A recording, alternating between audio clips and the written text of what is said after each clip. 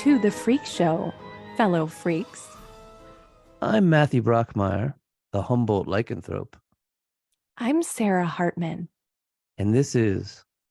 Murder Coaster. This one's a doozy, so buckle up. The villain of today's case was definitely a freak. Unfortunately, not in a good way at all. But if it was the 1930s, I could see him as a full-on geek in a pit with his filthy dreadlocks, ripping off the heads of snakes and chickens with his filed down teeth. He really would have excelled at living in a hole of filth, killing small animals and rubbing their blood on his face. Because, as we'll see, this was a lifestyle he actually engaged in and enjoyed. He is the filthiest of the filthy, the stinkiest of the stinky. 3-time high school freshman, the Charles Manson of Clemens, North Carolina, the original turd boy himself, murdering, cannibal, wannabe demon, wannabe jihadist, and wannabe violent sex cult leader, the douchebag demon of the suburbs, the devil with the leastest, John Lawson, aka Pazuzu Algarad.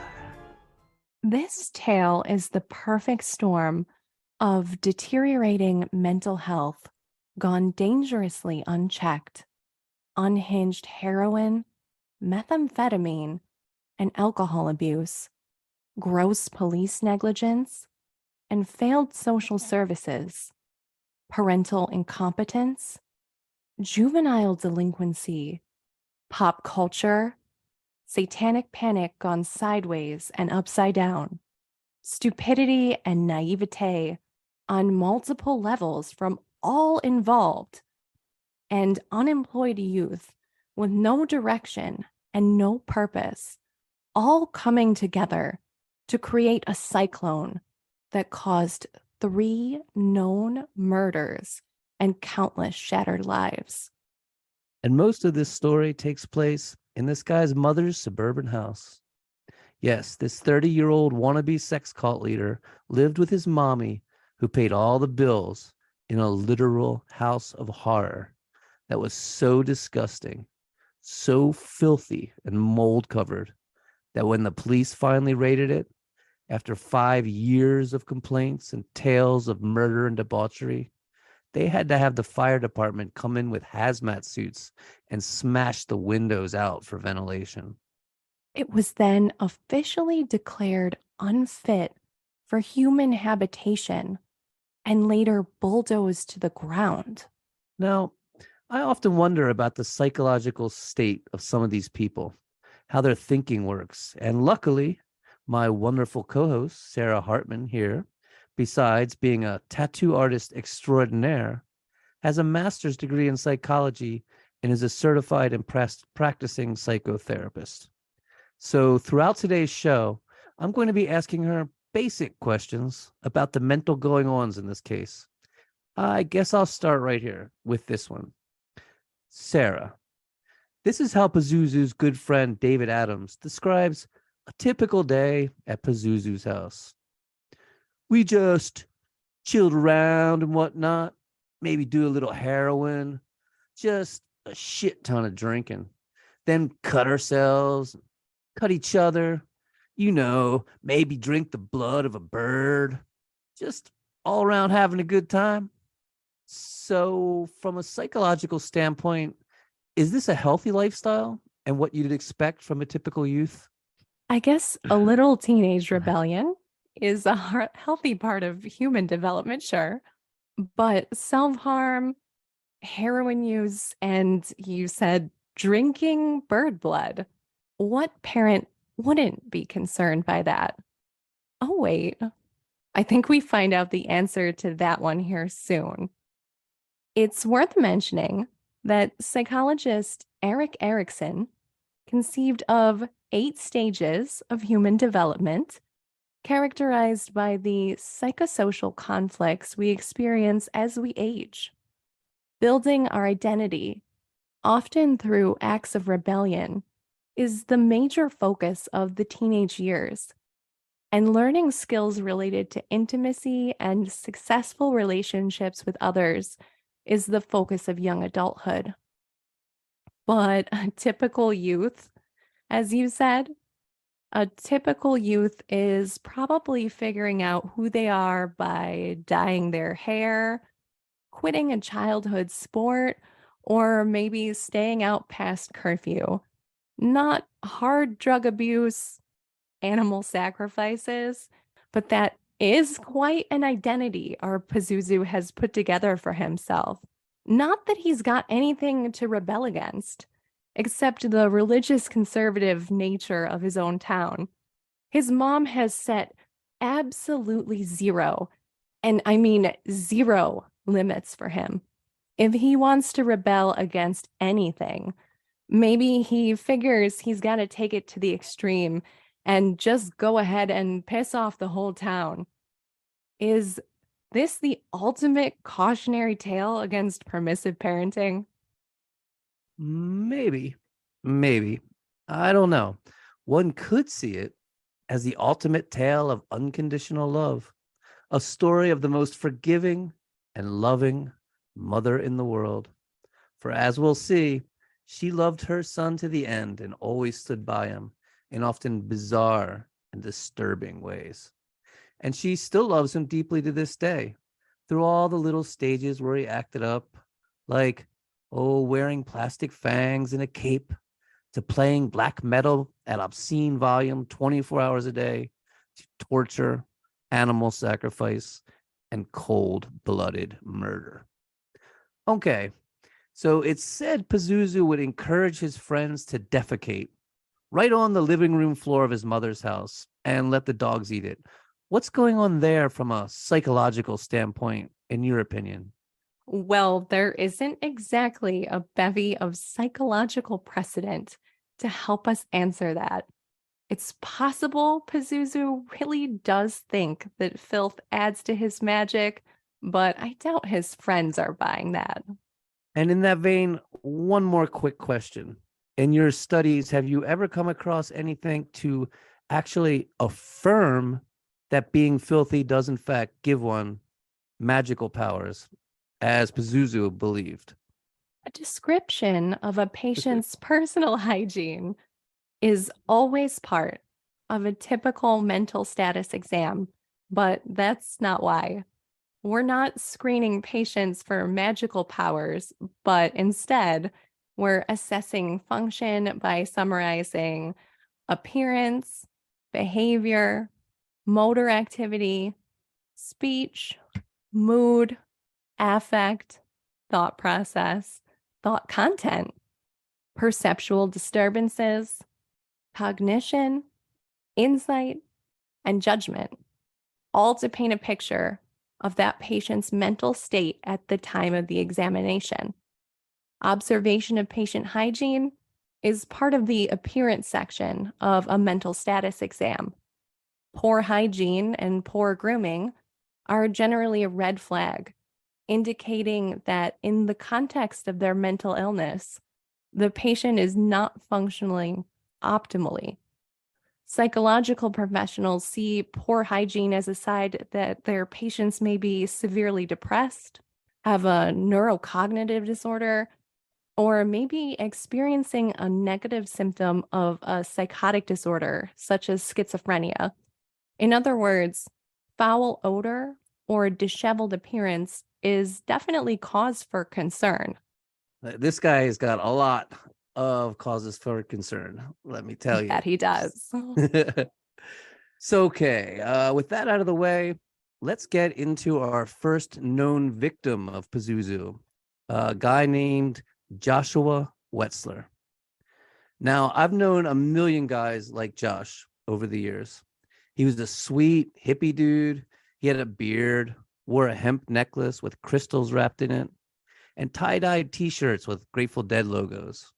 He lived in his van, touring around, always playing his favorite band, Widespread Panic. Basically, Josh was, the kind of guy you might see selling grilled cheeses on the parking lot of a fish show. Josh meets his girlfriend, Stacy Carter, in 1999. at a music festival in Olympia, Washington. They both shared a passion for horses and living off the land, and together dreamed of starting a horse rehabilitation farm. Now, I don't know if it was just too rainy for them there in Olympia, or the terrain or prices weren't right for a horse farm, but the two decided to move back to Josh's home state of North Carolina, specifically the Winston-Salem area. You know, in my opinion, bad idea in a lot of ways because Olympia, it's this really cool, liberal, hippie town. And these guys, they're moving into the Bible Belt of straight laced evangelical Christians and, frankly, like Southern rednecks. I'm not trying to put any of that down. It's all good. But what I'm saying is, if you're freaky, you're weird, you like smoking weed and eating mushrooms and listening to the Grateful Dead, maybe stay in a community that's not going to judge you for those things. I don't know. I just feel really bad for these young lovers and their dreams of living off the land. Okay, that's fair. But they did find land there to start their horse farm. Their dream, it was happening. Josh had work on nearby farms as a farrier, trimming and balancing horses' hooves and shoeing them, while she explored therapeutic horseback riding. And the couple had a baby, a son. But this was the late 2000s, and they found themselves in the same bad loan scams and shady banking practices that caused the economic crisis and Great Recession. And in 2008, they lost their farm. Now, with a child, losing their land and seeing their dream of horse rehabilitation center go up in smoke, that was especially hard. They had been so close to making their dream a reality. Josh gets one of his hippie friends from the West Coast to mail him some magic mushrooms, probably to make a few bucks, but who knows? Maybe he was going to go on some kind of vision quest to decide the future. Regardless of why, authorities discover them and crack down hard. He's busted. And guess what? He's not in Olympia, Washington anymore. He's in small town South Carolina, where hippies and psychedelic mushrooms are big news. And Josh ends up on the front page of every local newspaper. And his son is taken away by the state. He's convicted of a felony. The local horse community wants nothing to do with him. The hoof cleaning customers, they abandon him. Every job he applies for turns him down because of that felony drug conviction that's now on his record. Basically, he's fucked over a bag of psilocybin mushrooms. It's ridiculous. And soon he would disappear off the face of the earth, only to have his skeletal remains found in a shallow grave beside an empty swimming pool covered in graffiti over 5 years later. Josh and Stacy are broken up by this point, but they share a child and they're still close friends.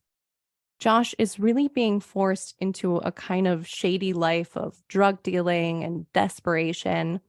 This sweet, bright, fun loving horse lover who wanted nothing more than to raise a family on a farm and be a hard-working member of society has now been crushed by the system for a bag of mushrooms and branded as a criminal, forced into the shadows where people like Pazuzu Algarad wait like a spider watching a fly buzz closer.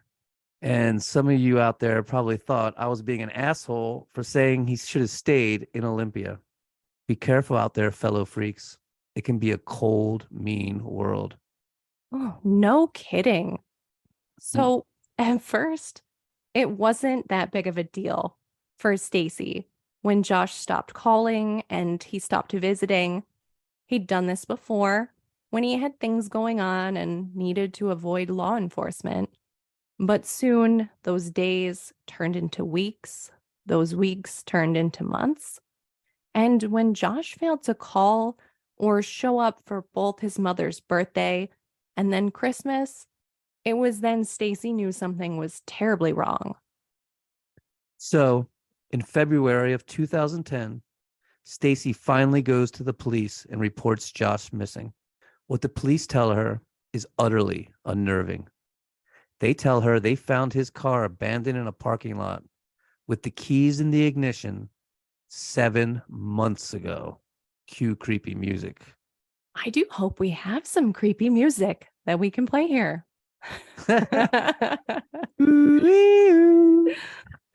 What the police don't tell Stacy is that they've gotten an anonymous call around this same time saying that some devil worshiper named Pazuzu had shot this guy named Josh in his basement and buried him in his backyard, which they, of course, did nothing about.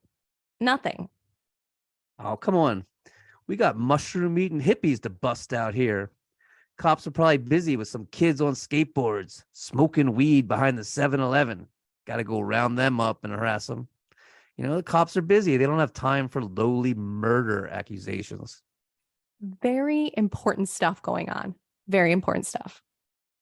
But let's keep in mind the date, September 24th, 2009. The first time the police are told about a guy named Pazuzu murdering people. Okay, so we know that you all out there are clamoring for it. I can hear all you fellow freaks screaming, who the fuck is this Pazuzu character? So let's get into it. Pazuzu Algarad was born John Alexander Lawson, August 12th, 1978, in San Francisco, California. But his parents soon split up, and he moves with his mother to Clemens, North Carolina, when he's just 5 years old. Nestled in the outlying Winston-Salem area, Clemens, North Carolina is a generic suburb of red brick houses with large yards of bright green grass that doesn't reflect the economic downturn and despair of the nearby city, where 1 out of 3 lives in a high poverty area and nearly 20% of the population is considered to live in poverty. Pazuzu has claimed he doesn't remember his father at all. His neighbor and babysitter who cared for him until he was 9 says, and I quote, "He was a good little kid, but he was a vampire.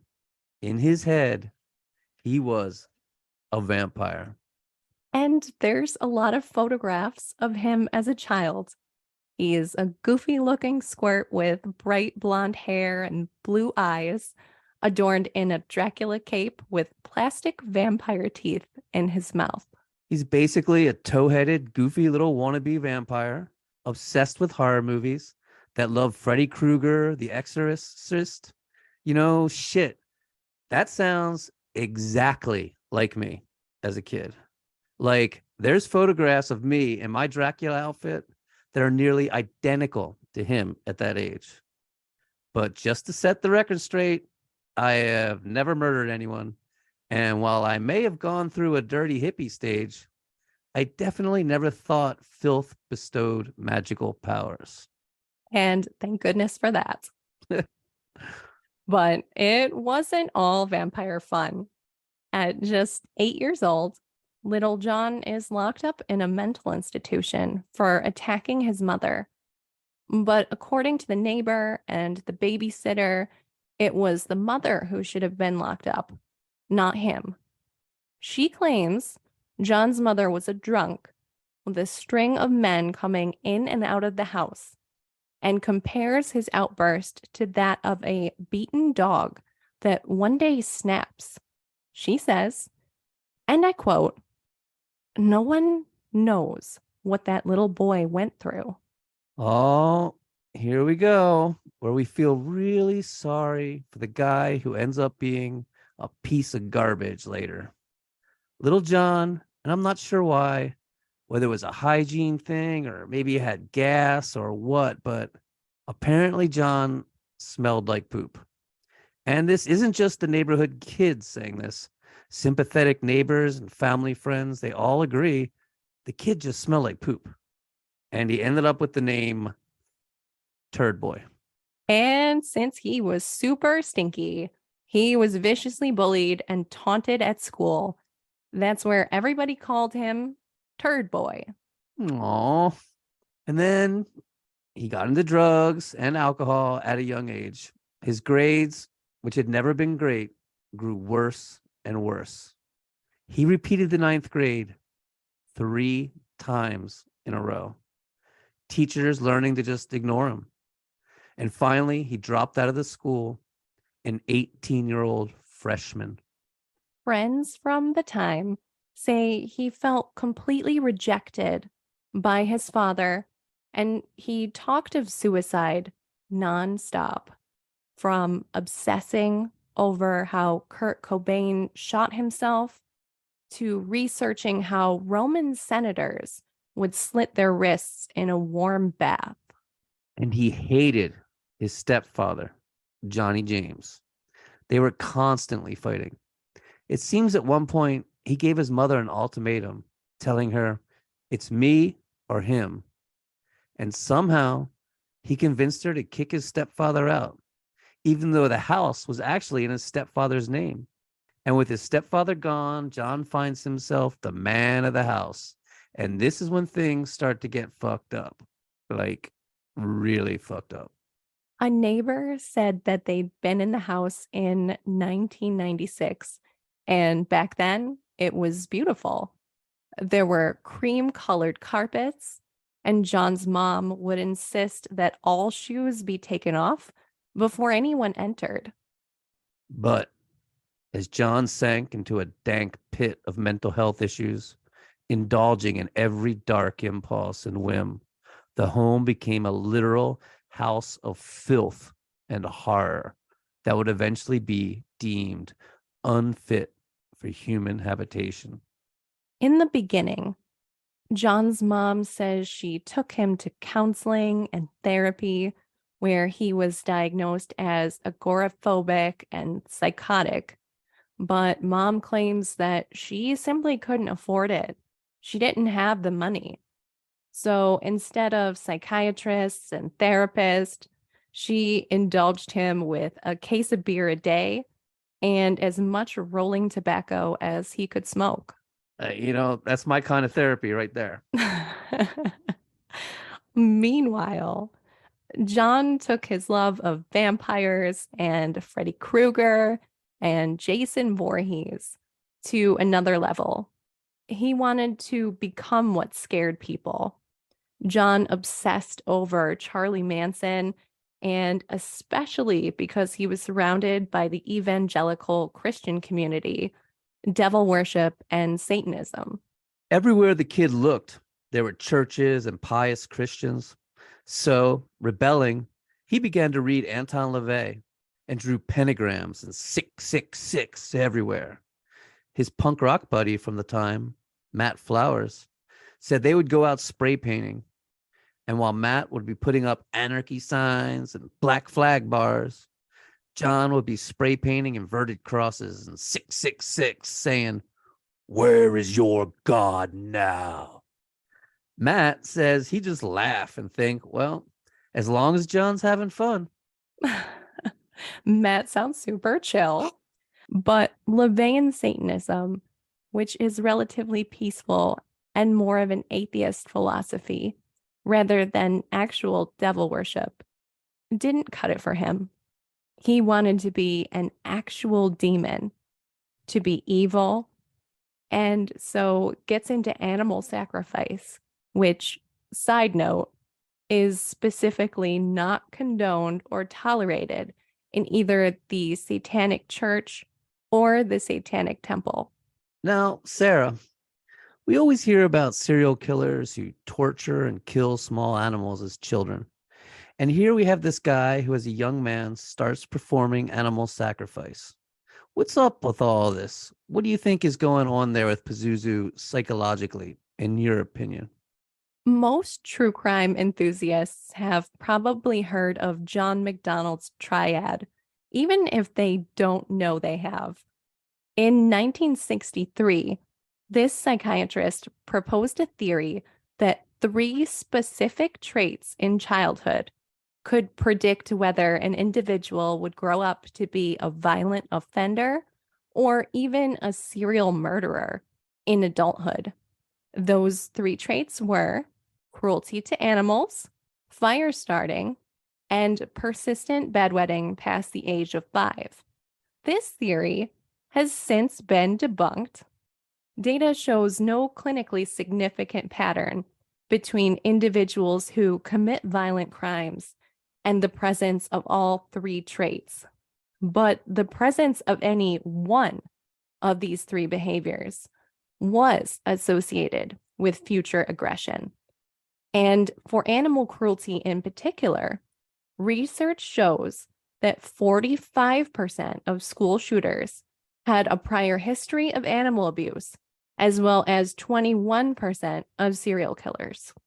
Most expressed sadistic motivations for having engaged in that behavior and described low levels of empathy and guilt for having done so.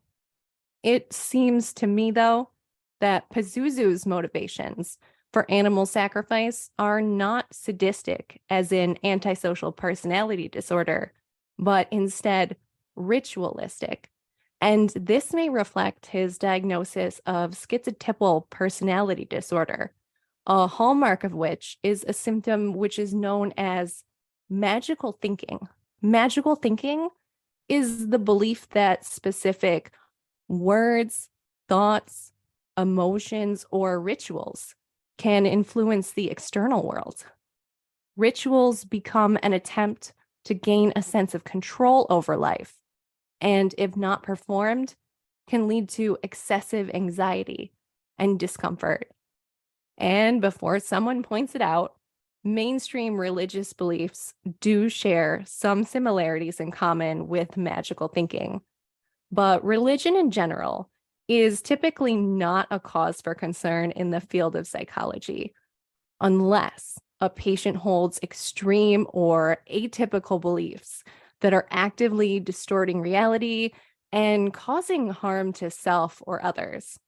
As we'll see later on, the animal sacrifice is part of a rigid, superstitious ritual Pazuzu has created for himself. And there's evidence to suggest that if his animal sacrifice is not completed on his self-prescribed timeline, Pazuzu will experience some significant distress. We'll take a deeper dive into the DSM criteria for schizotypal personality disorder later in the show, dear freaks. It's worth noting, too, that onset for this diagnosis is typically late teens or early adulthood, which is when these animal sacrifices first started. Fascinating. So, as we said, John, or Pazuzu, as he's now asking his friends to call him, he wanted to be whatever scared people.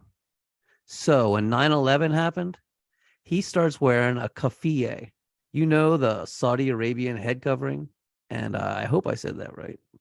Basically, it's like this broadcloth held in place by a cord. He also starts wearing Arabic-style gowns and begins talking about Allah and jihad. Basically, doing whatever he can to get a rise out of people in this little southern suburban town. John starts getting into harder and harder drugs, grows dreadlocks, and in 2002, he legally changes his name to the demon from the movie The Exorcist, Pazuzu. In the paperwork, he claims he's doing this for religious reasons, though there's no mention of exactly these reasons or what they may be. At this point, he's telling everyone that he's actually a demon. He's orchestrating orgies, even trying his hand at mind control. Basically, he desperately wants to form a cult. He says he wants a legion, an army of followers to do his bidding. And to entice followers, he creates an atmosphere of free reign in his mother's house, a place with no rules, where you can do all the drugs you want, you can piss on the carpet, you can smash a television, smack someone across the face. No rules, nothing mattered. As Chad Nance, editor of the now disbanded Camel City Dispatch, said, it was a mad place where you could act out your sickest and darkest fantasies. Pazuzu begins tattooing his face. The walls become covered in graffiti and flyers for punk and black metal shows. High on meth one night, Pazuzu files his teeth into fangs, making it easier to bite into small animals to drink their blood. His animal sacrifices become an actual ritual, usually falling on the new moon, when he cuts open rabbits and chomps on their still beating hearts to the delight of his cohorts. And he does attract followers. He forms the loose beginnings of a cult, but in my opinion, he was just too fucking lazy. Just look at his face tattoos. So amateur. This guy has worse tattoos than Gigi Allen had. And the name Pazuzu, out of all the cool demons out there, he goes for the one in the cheesy horror movie, The Exorcist. I mean, he could have been Asmodeus, a full-on sex demon, a prince in hell brimming with lust, or Zabulon or Gressel, the third prince of thrones, who tempts man with impurity. Tempting man with impurity. That's fucking cool shit. But instead, he chose Pazuzu, who is actually a personification of the southwestern wind, and whose image was traditionally used in old times to protect babies. Okay. So he's a baby protecting wind demon.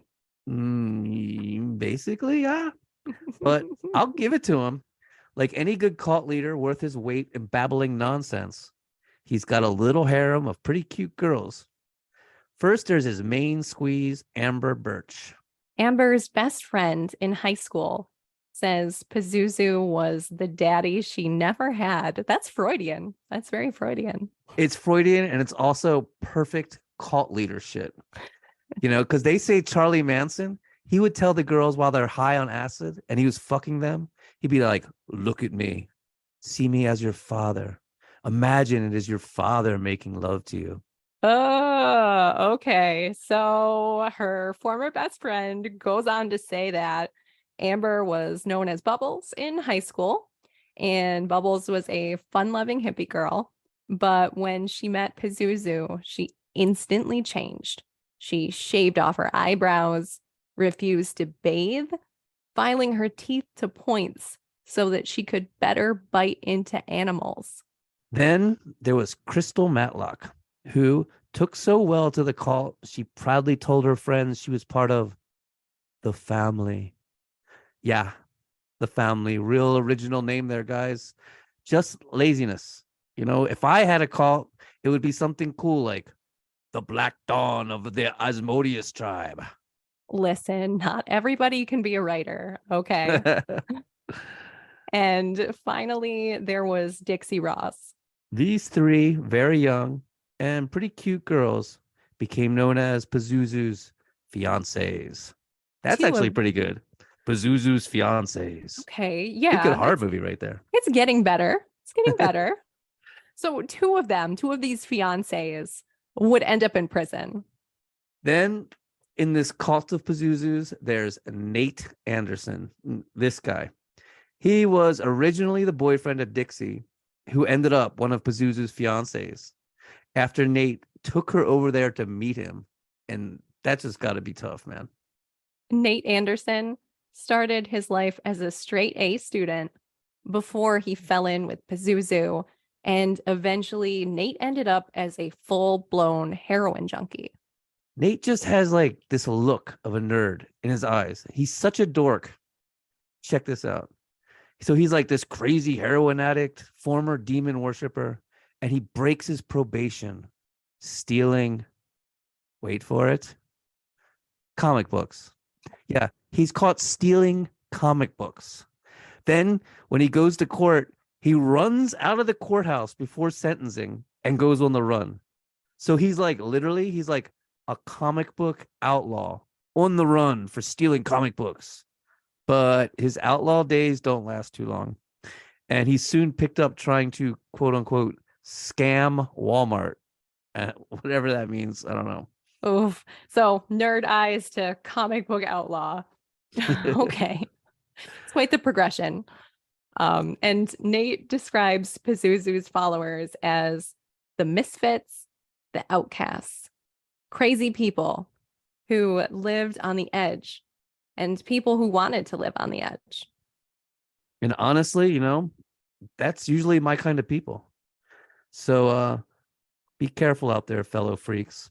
If it seems like you're finding yourself involved in an evil cult, get out. Evil cults, not cool. For as we'll see, this is when things get tragic.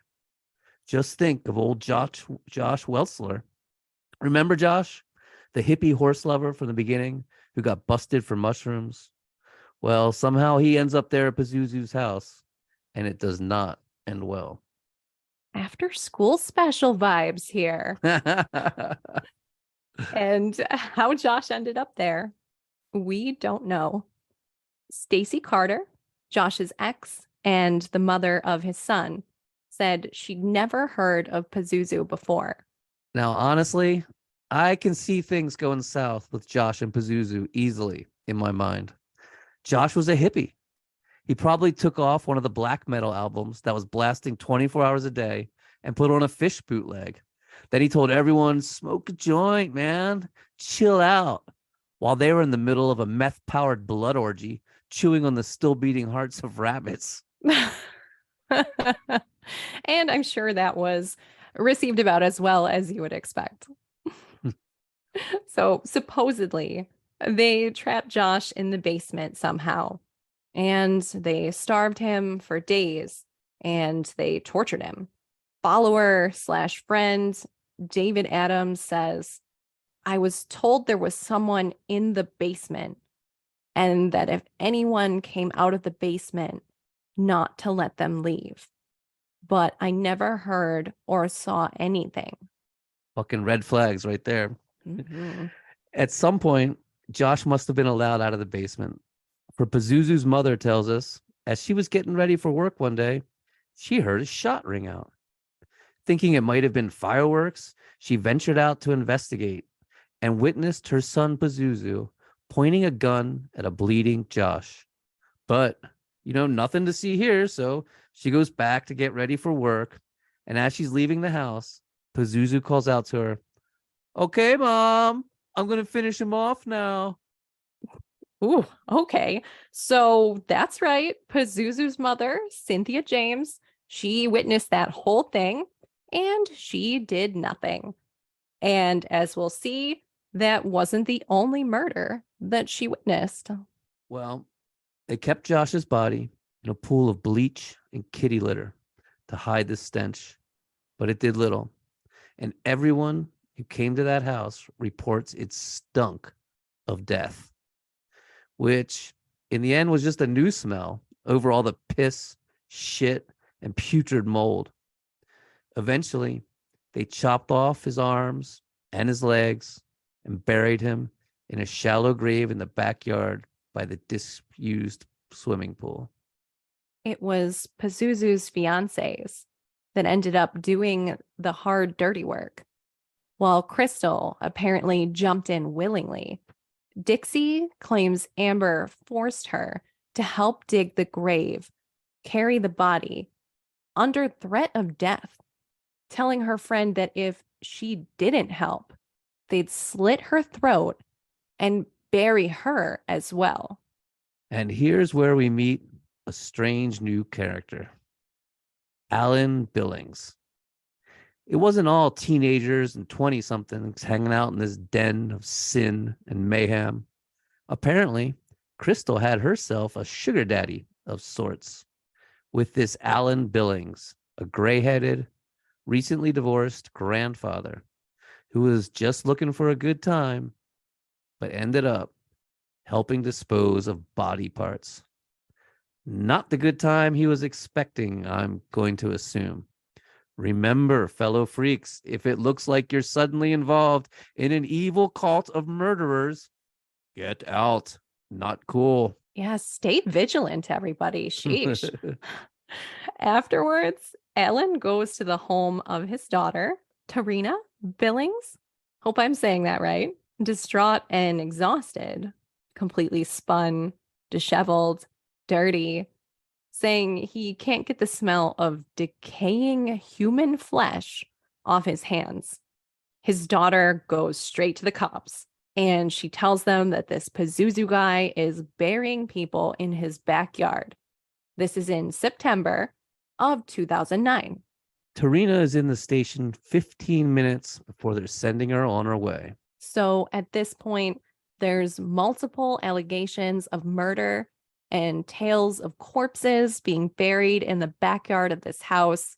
So the sheriff finally decides to do something. Sheriff goes to Pazuzu's house. He marches up to the front door and knocks. Pazuzu answers.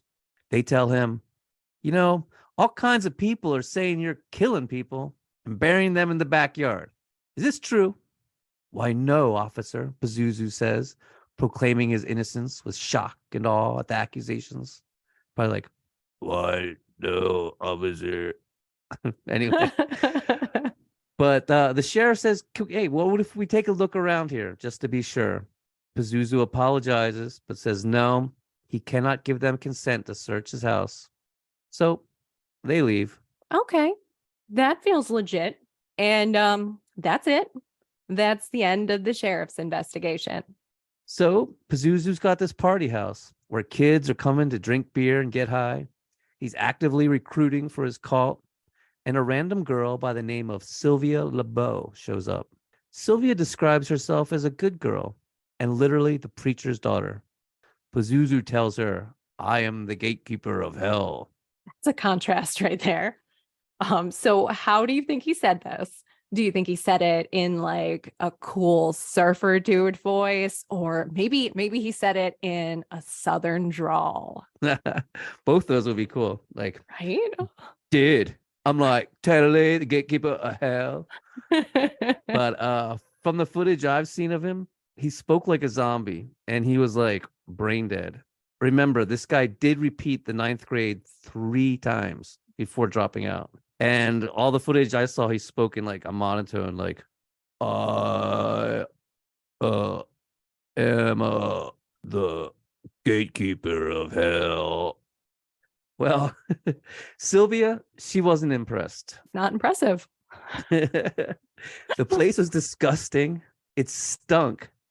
But in an attempt to woo her, the wannabe cult showed her pornographic home movies they made. And this made her physically sick. And they kept bragging about how Pazuzu had shot a hippie and buried him in the backyard. Crystal, in particular, was very proud of how she'd been involved in this murder and helped in the dismemberment and burial. Sylvia found all this even less impressive and deeply disturbing as well. Wow, this is like a terrible strategy to make friends. Like, I just want to say that. It doesn't work, by the way. Yeah. We tried it. It didn't work for them. No. And later, when relating this strange story to a friend, Sylvia discovers there may be some truth to that story, especially when Sylvia's friend introduces her to the mother of Josh's child, our Stacy Carter. Oh, Stacy is obviously distraught, and they concoct a plan. Sylvia goes back to the house and in a real act of bravery, because seriously, I don't know if I would have done this. You know, like, let's go to the murderer's house. And she uses her phone to record them and starts asking the followers of his little cult, is it true that Pazuzu is killing people?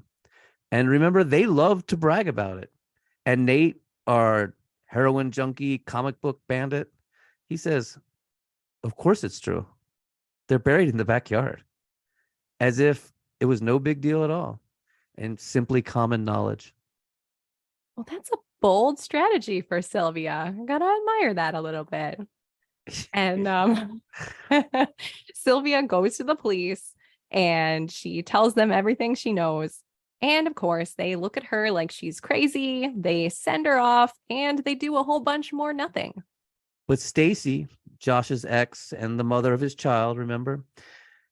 Armed with this information, she goes back to the police and she tells them the story, plays them the tape. And coincidentally, on the same exact day, February 29th, 2010, Tarina Williams, the daughter of Crystal's sugar daddy, she calls a Crime Stoppers tip line again to report the story her father told her. So now you're thinking, this is when the cops finally gear up and take some action. How many tips and complaints do they need, right? And you would, unfortunately, be absolutely 100% dead wrong. The cops do absolutely nothing. Now rumors start circulating that Pazuzu has not only shot and buried another man, but that he's also murdered and eaten 2 sex workers, as well as several homeless people. He's quite literally becoming an urban legend in this little town. Where these rumors about the sex workers came from and whether there's any truth to them, we don't know. But they were widely talked about, both then by his friends and associates, and later, much later, unfortunately, by the news media. But Pazuzu's old punk rock friend, Matt Flowers, the super chill guy that he used to graffiti with back in those innocent days, well, Matt had had enough. He'd left North Carolina to join the military and serve in Iraq with airborne special services. And he was back in town, a war veteran now, and did not like what he saw and what he was hearing. All these stories, many of them coming right from Pazuzu himself, are especially disturbing because Matt was good friends with Dixie, one of Pazuzu's fiancées, whom you may remember was forced under threat of death to help bury Josh Wetzler. And it's the thought of dear Dixie, whom he remembered as a sweet and pretty girl, that makes Matt Flowers go to the Fulton County Sheriff Office and leave an anonymous yet very, very detailed report. Matt details everything he's heard, including exactly where the bodies are buried. And finally, after years of allegations, the sheriffs go to Pazuzu Algarrad's house in February 2010 with a search warrant, decked out in their SWAT team garb and tactical gear. They search and find nothing. Absolutely nothing. They say there's no indication of a crime and seal the search warrant, thereby cutting off the press from finding any clues that would be revealed there, such as the many tips and all the allegations and rumors. And, after thinking about it, maybe ancient Sumerian demons were helping this guy. It's the only thing I can think of to explain the complete lack of competence with the Forsyth County Sheriff's Department. Matt Flowers had given them detailed information on exactly where the bodies were buried. Insane. Fucking sane. Yeah, seriously. And they say after this, things just got crazier in Pazuzu's mom's house. In May of 2010, Pazuzu is arrested for choking his mother, resulting in that iconic dreadlocked mugshot with the tribal tattoos across the bridge of his nose that you see on the internet so much if you look up this case. Amber is also arrested for hitting and choking Pazuzu's mom. And at one point, Amber is even arrested for hitting Pazuzu himself. Well, so much for anarchy and anything goes, I guess. Truly. And the point is, the cops are at the house all the time, but nothing ever happens. And all of this leads us to the sad and tragic death of Joseph Chandler. Made all the more sad and tragic, as it never would have happened if the cops had just done their job to begin with. Let's talk about this Joseph fella. He was 30 years old, legally blind. He's an African-American man who had the unfortunate fate of running into Pazuzu and his friend Nicholas Rizzi as Joseph walked to the corner store one night. The threesome took off together to Rowan River, and what happened next is unknown. But the long and short of it is Joseph was found dead of gunshot wounds on a boat ramp in Donaha Park on June 8th, 2010. Apparently, there was evidence linking Pazuzu and Nicholas to the crime, and they're gathered up and questioned. They claim it was a target practice accident. They were just out, innocently target practicing in the middle of a night with a stranger that they picked up. Nothing to see here. Makes complete sense. Oh, yeah. I'm always out target practicing with people I've never met before in strange places. Constantly. Well, a psych evaluation is made of Pazuzu, and this is later accidentally made public by a Forsyth County clerk. And so if you're so inclined, you can find it with a simple Google search. It notes, among other things, how Pazuzu stunk of human excrement. He can't change Turd Boy. And he claims to have not bathed in over a year and to have not brushed his teeth in years, saying he felt such actions, quote, stripped the body of its defenses in warding off infection and illness, unquote. Now, Sarah, we're going to get back to these psychological questions. Is it true that bathing and brushing your teeth will strip your body of its defenses in warding off infection and illness? You're really going to ask me this, aren't you? Yes. All right. Well, quite the opposite, which hopefully all the folks at home know. Personal hygiene helps protect us against certain diseases. And it's worth noting, I'm not a medical doctor, but knowledge about personal hygiene is an important part of both my professional roles. We talked about the psychological implications of bad hygiene already. But as you might recall, I'm also a tattoo artist. And within the tattoo industry, personal cleanliness and a sterile work environment are essential for prevention of infection and bloodborne illnesses. Imagine the human immune system can actually function better if we're not being bombarded by preventable infections caused by poor hygiene. Like, why do you think so many restaurants and stores have that wash your hands sign in the public restroom? Skin diseases, tooth decay, parasitic fungal infections, disorders of the gastrointestinal tract, all that shit comes from lack of bathing and wearing dirty clothes.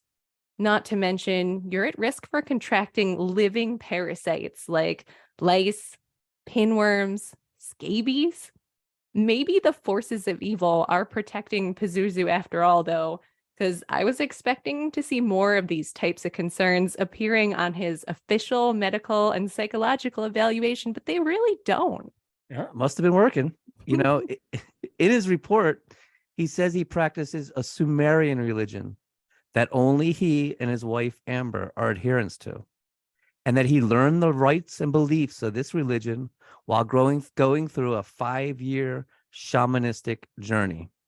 And just please take notes, he never mentions Satanism in any form here.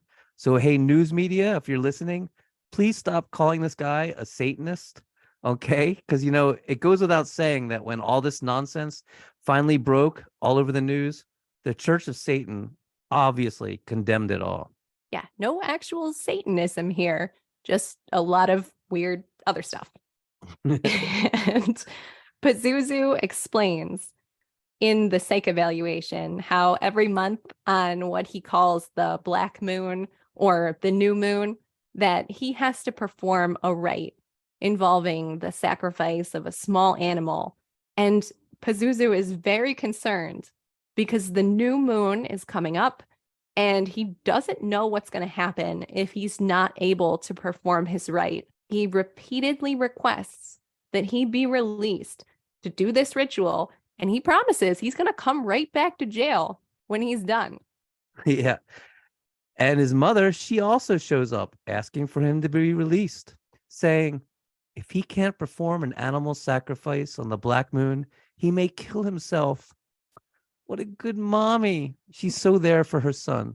You know, only the most loving of mothers come to the jailhouse to beg for their son's release so they can perform an animal sacrifice on the Black Moon. I can't say my mom would do that for me. I really can't. I'm not going to even put my mother in this situation. I'm gonna... Now we get to the actual diagnosis. And maybe Sarah can chime in here with her professional understanding of what it all says. Okay, so I'm going to talk to my other psych nerds out there here for a second. This diagnosis was made using the Diagnostic and Statistical Manual of Mental Health, or DSM-4-TR criteria. And at the time, which was 2010, this was the most recent installment of that manual. Psychology professionals at that time are still using that 5-axis system to describe patient presentation. Each of the 5 axes provides different information about a patient's overall condition. In order, these axes are Axis 1, mental health and substance abuse; Axis 2, personality disorders; Axis 3, general medical condition; 4, psychosocial and environmental problems; and Axis 5 is the Global Assessment of Functioning score. The leaked version of Pazuzu's psych evaluation is missing information about Axis 4 and Axis 5, but we've already established significant information about Axis 4, like Pazuzu's support system, his housing, his social circle, and we have a general idea of how impaired Pazuzu's daily functioning was. In his official psych evaluation, he's given the following Axis 1 diagnoses. The first listed is panic disorder with agoraphobia. Classified as an anxiety disorder, a person with panic disorder experiences recurrent panic attacks. Those include symptoms such as trembling, shaking, sweating, dizziness, and heart palpitations. The presence of agoraphobia in this diagnosis indicates that the panic is triggered by fears about being outside of the home, being in a crowded environment, or traveling. The feared situations are usually avoided. Pazuzu's also diagnosed with alcohol dependence on Axis 1. You can probably guess what this one means. Alcohol dependence is a maladaptive pattern of heavy and chronic drinking. It's characterized by physical reliance on alcohol in order to function normally. Our third diagnosis on Axis 1 is status post possible episode of alcohol withdrawal. Alcohol withdrawal is the physical syndrome that results with cessation of heavy and prolonged alcohol use. And this can literally kill you.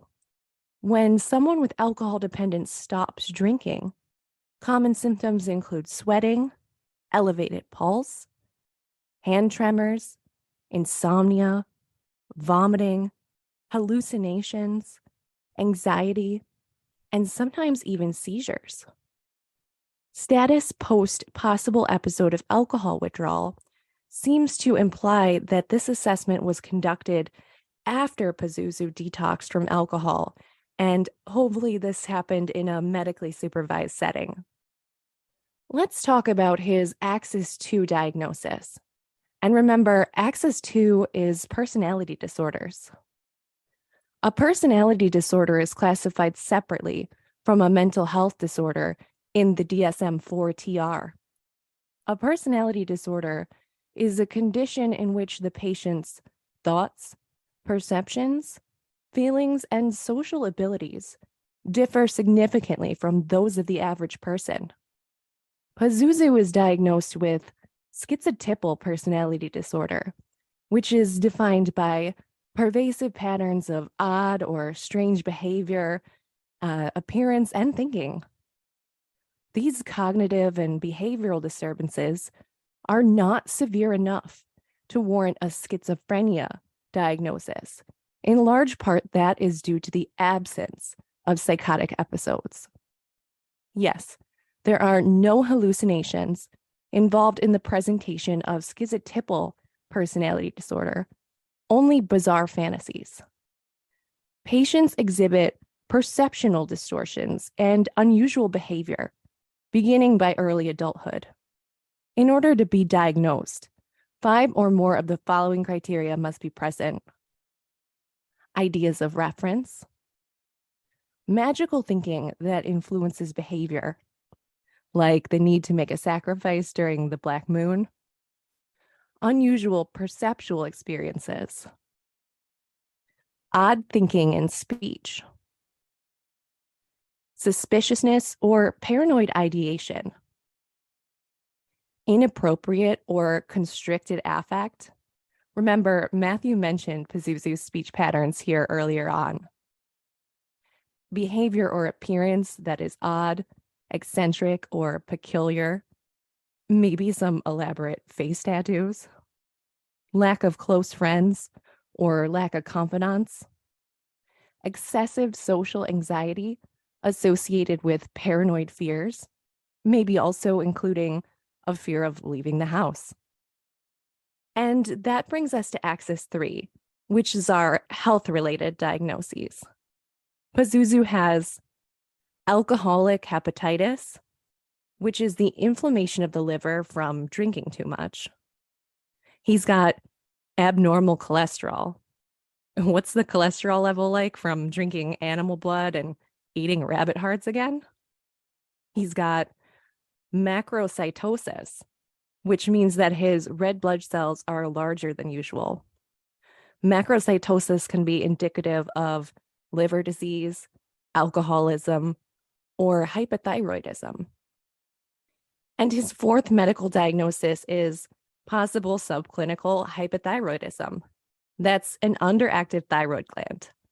Symptoms are very subtle in early stages, but over time, subclinical hypothyroidism can lead to high cholesterol and heart problems, as well as cause or exacerbate depression and pre-existing memory issues. So our buddy here, he's deemed competent to stand trial. He pleads guilty to accessory after the fact of involuntary manslaughter. And what does our lovable little turd boy demon get? Wait for it. He gets a suspended sentence and 5 years probation. Yes, Pazuzu walks out a free man. Very par for the course at this point. Maybe the Pazuzu name is good. I don't know. I don't understand how this is happening. Those demons really got his back. Apparently. His buddy Nicholas Rizzi ends up with a 16-month term for involuntary manslaughter. But don't worry, that'll include the time already served, so he'll be out soon enough. Wonderful. It's insane that this poor guy was murdered like this, and they just let these guys walk. And check this out. On November 8th, 2011, Pazuzu's mom, Cynthia James, goes to the police, and she tells Detective Hammonds that in early 2010, she'd heard a gunshot and gone out to see one of Pazuzu's fiancées, Amber, with a smoking rifle pointed at some guy slumped over on the couch. Now remember these dates because this is not Josh Wetzler. She'd seen Josh Wetzler murdered by her son in 2009. This was somebody else, another murder in the house, and an eyewitness to it. And what do you think, dear listeners, this Detective Hammonds does with this information of an eyewitness murder? Well, exactly what you'd expect. Absolutely nothing. He did nothing. And the years, they just keep ticking by. All was good and jolly in Clemens, North Kalalaki. Only it wasn't. It's now 2014, and Matt Flowers, the old school punk rock war veteran, he isn't going to take this bullshit anymore. He's done with all the Pazuzu crap going on, especially when Pazuzu tries to talk him into killing his mom's new boyfriend. So he marches into the Forsyth Sheriff's Department and tells them point blank, right to their faces, if you don't go search this guy's house and dig up his backyard, I'm going to fucking kill him. I'm going to go over there and I'm going to blow his fucking brains out and come right back here and turn myself in and say, well, I told you I was going to do it. So he's forceful and he's angry. He's a special forces veteran and a crazy drunk punk rocker with an attitude. And the sheriffs actually take him at his word. For once, they finally take one of these witnesses seriously. So on October 5th, 2014, over 5 years since the first tip came in September 24th, 2009, detectives go back to Pazuzu Algarad's house with a search warrant. All right. There's YouTube footage of this raid, and I strongly suggest, my fellow freaks, that you watch it just to get an idea of how absolutely disgusting this house was. But in the meantime, I'll give you some details. So, first off, it's October. So there's a jack-o'-lantern right there on the front steps as soon as everything begins, just setting the scene. And as the cops approach the front door, there's cardboard Halloween decorations. The whole thing is just like something out of a Rob Zombie horror movie. On the door, it says, "Evil will triumph." And there's this goofy ass handwritten screed that reads, No gang members allowed. Anyone who dresses the same, has the same badge, and calls themselves the authority of a land they did not create, they only seized through terrorism, has no permission to enter this land unless you are a native, since this is their land, since this is the First Amendment of your fake laws, for we see you are guilty until proven innocent. If you can make laws, so can we. no one there was doing meth, I can tell you. All right. Definitely not. That's a very normal letter. Well, this is like something to me that you would see your typical edgelord teenager write and hang up on their bedroom door to freak out their parents. Only at this point, Pazuzu's getting on into his 30s. He's a full-grown man, not a little kid. So the cops ignore the sign. No, it's a very scary sign.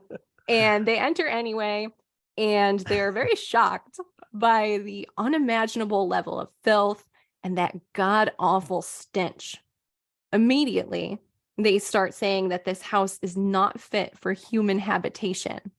There's no drains in the kitchen sink. The water just dumps out.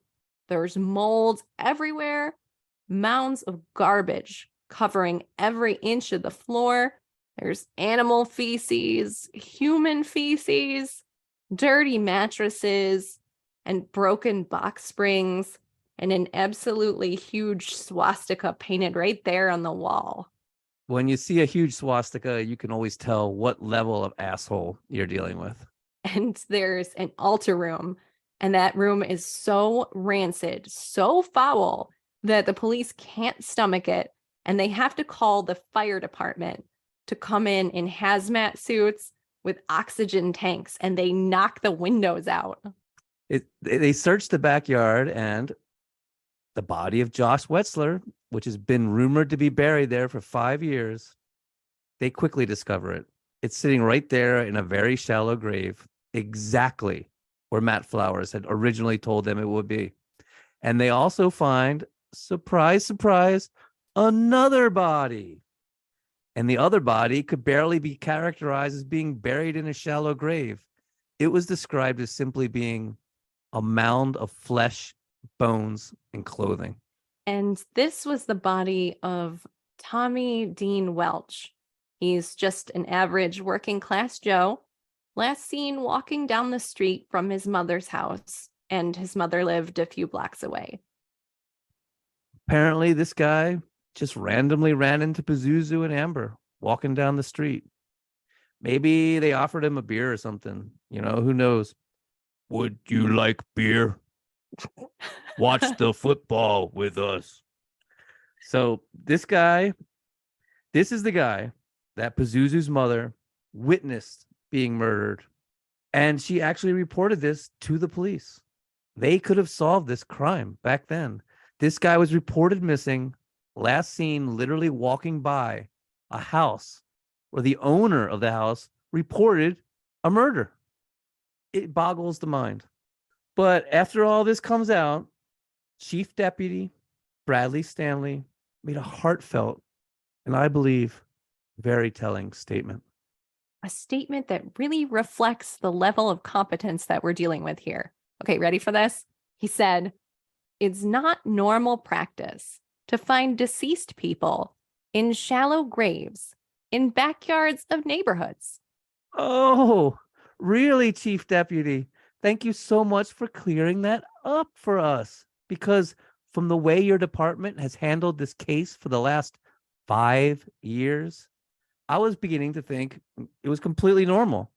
I mean, since you knew about these bodies all this time and did nothing, I know you're busy busting hippies for mushroom, important crimes, and I can see how murder would just have to take a backseat. Fuck. That guy sounds as dumb as fucking Pazuzu. Let me tell you. I wonder if he had to take the ninth grade 3 times as well. It makes my blood boil. Maybe this whole town needs to go back to high school. Maybe. But if we thought the police incompetence was over now, we're in for a surprise because it just keeps on going. So Pazuzu is transferred to safekeeping, but the order is sealed by the court, just like both the search warrants were. So the press can't find out why he was transferred to this safekeeping, what's going on with him. So in this town, there's people either sealing up all the documents to keep their secrets, or they're accidentally releasing psych reports and breaking their HIPAA commitments. Very counterintuitive. I don't know what the hell's going on with this. And Pazuzu is transferred from Forsyth County Detention Center to Central Prison. And why was he transferred? Well, apparently he was trying to commit suicide constantly. They couldn't seem to stop him. So instead of, I don't know, like hospitalizing him or somehow finding some kind of special housing, they just transfer him to Central Prison, where it becomes somebody else's problem. And what do you think happened?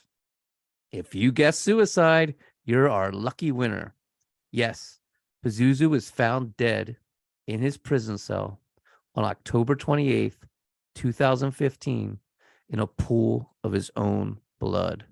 You notice how much of this story takes place in October? It kind of makes it so much spookier somehow. It really does. And now let's get really spooky and creepy. How do you think this wannabe demon managed to kill himself, fellow freaks? This guy in a tiny cell on suicide watch.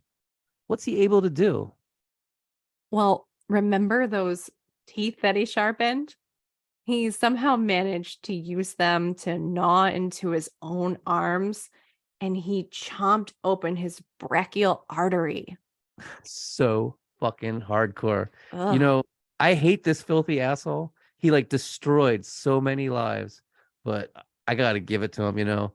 Goddamn, that is one hardcore way to go. Biting into your own arm with your fangs that you made. Oh, yeah, that's brutal and kind of metal as hell. Like just a little It's bit. metal AF, dude, for sure. And on March 9th, 2017, our Amber Birch pled guilty to murder, and she was sentenced to 30 years in prison. The once skinny, pretty, blonde, hippie girl that had been known as Bubbles to her friends in high school was now completely unrecognizable. She was absolutely huge. Her hair had gone dark, and she looked easily twice her 30 some years. And on June 5th, 2017, Crystal Matlock pled guilty to one count of second-degree murder and was sentenced to just 38 months with 242 days already served. She, too, was unrecognizable, having grown incredibly large and aged beyond her years, just like her friend Amber had.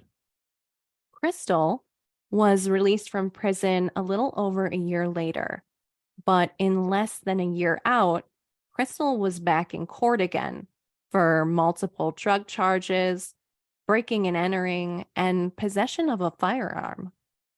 Yeah, she'd basically gone on a meth-fueled crime spree. Surprise! As for Pazuzu's mother, Cynthia Janes, she says she just blocks out the bad things and claims John had some mental issues, but he was not a bad guy. He wasn't a boogeyman. I just want to have good memories of my son. Ugh, you know, he was quite literally the boogeyman of Clemens, North Carolina. He was a sadist and a murderer who loved to torture both humans and defenseless animals. Because of him, a young child was left fatherless. He left a wake of destroyed human lives behind him. And if this doesn't define bad, I don't know what the hell does. Yeah, man, mom is like the master of cognitive dissonance right here. Yeah. And just I don't understand how his mother was never indicted or charged with a crime.